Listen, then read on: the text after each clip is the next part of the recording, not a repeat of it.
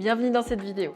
Aujourd'hui, nous allons travailler encore une fois avec les figures semblables et plus précisément avec un type d'exercice qui nous permettra de s'exercer avec le rapport de similitude appliquant une figure sur une autre figure.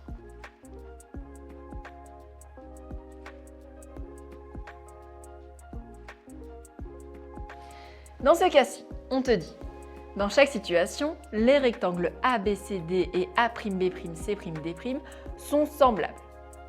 Et K est le rapport de similitude. C'est donc le rapport qui applique le rectangle ABCD sur le rectangle A'B'C'D'. Détermine les données manquantes des tableaux ci-dessous.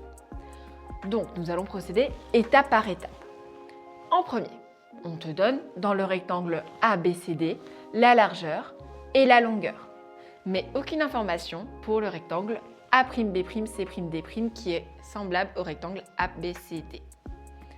Par contre, on te donne ici notre petit K, notre rapport de similitude qui nous permet d'appliquer le rectangle ABCD sur le rectangle A'B'C'D'.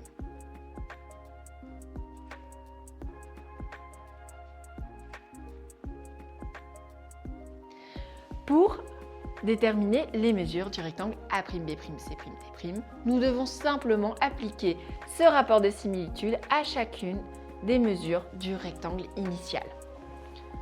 Donc, on multipliera notre largeur par le rapport de similitude K et on multipliera notre longueur par le rapport de similitude K. Encore une fois, notre rapport de similitude K est égal à 6, 2 fois 6 est égal à 12 et 3 fois 6 est égal à 18. Et voilà, tu as déterminé les mesures du rectangle A'B'C'D'.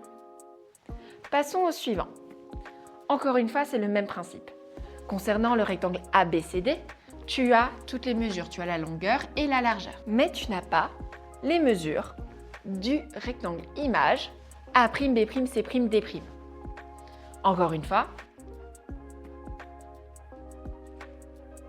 on te donne le rapport de similitude K.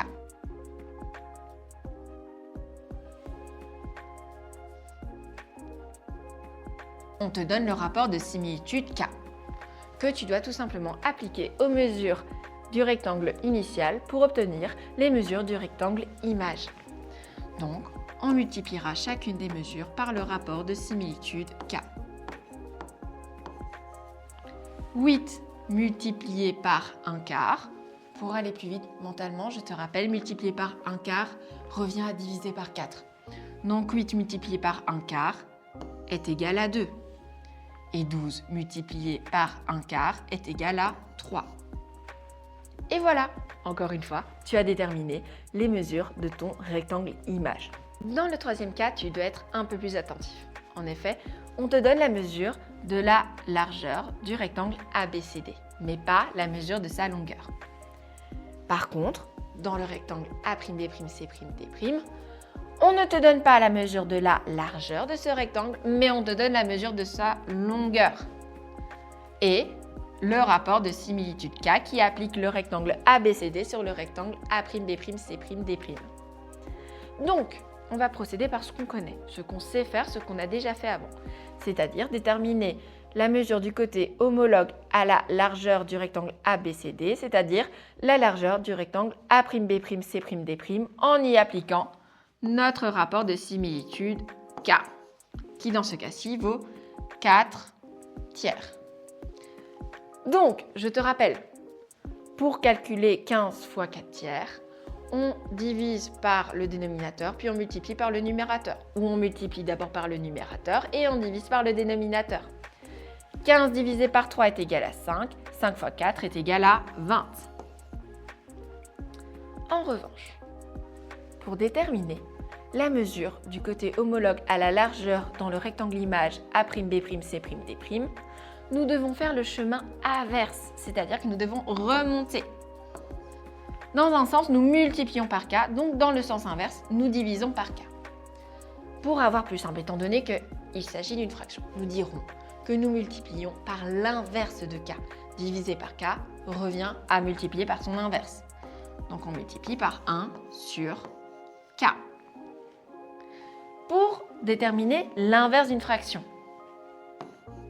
nous devons tout simplement inverser de place le numérateur et le dénominateur. L'inverse de 4 tiers sera donc égal à 3 quarts. 40 fois 3 quarts est égal à 30. Et voilà, nous avons complété la première partie de notre tableau. Dans la vidéo suivante, nous allons compléter les 3 points suivants, qui sont un peu plus compliqués. Je t'invite donc à aller voir cette vidéo, ainsi que les autres vidéos relatives aux figures semblables.